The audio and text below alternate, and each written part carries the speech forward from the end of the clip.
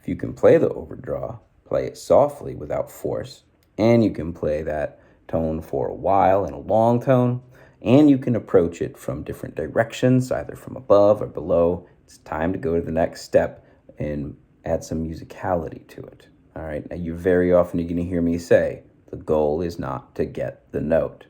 The goal is to make a musical note. Now you have to get it. That's a precondition, right? So we're going to talk about what comes next. So there are many options for expression on these overdraws. This video focuses on just one, and that is bending. All right, so you can bend an overdraw just like an overblow. All right, now how do you do that? Well, it's not that different than bending up an overblow, right? Watch here.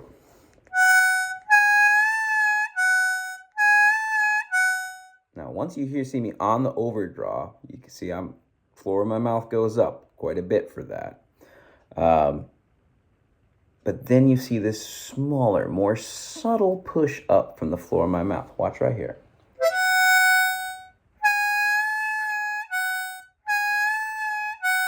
See that little tiny move as I bend it?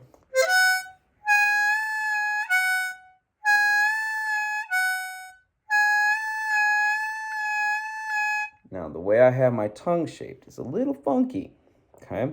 I've got the front of my tongue kind of high. Imagine this is the hard palate. This is the front of my mouth. My teeth are over here, right? I've got my tongue coming in like this with the back kind of low, right? Now, with an overblow, you're usually doing this, right?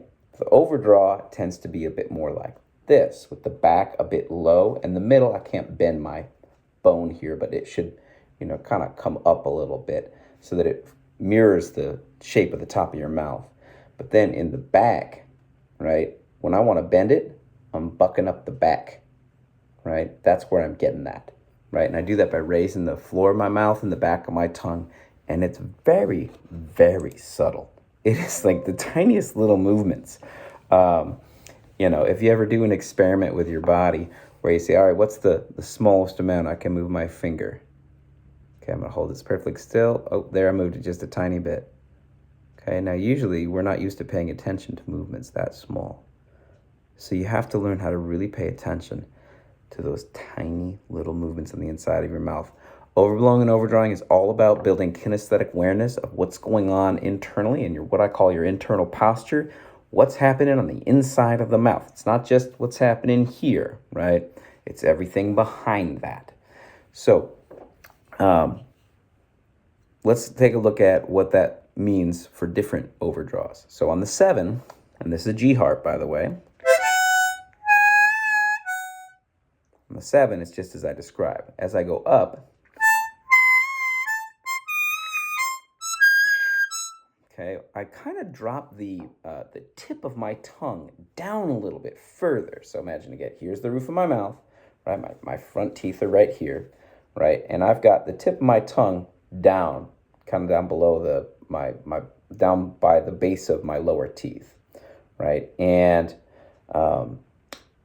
as I go up to the higher notes for those overdraws, it's a little bit closer, it's a little bit closer, it's a little bit closer.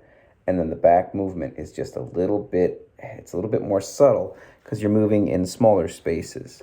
So if I were to make the sound if I were to just do it without having the harmonic on my lips, let's see if I can do that.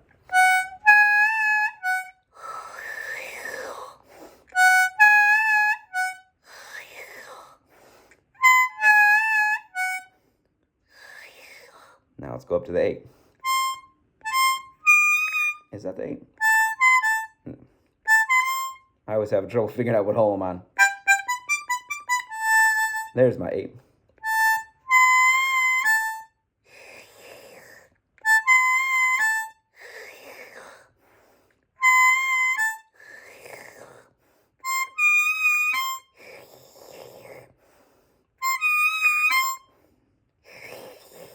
Now the 10, which I can barely bend.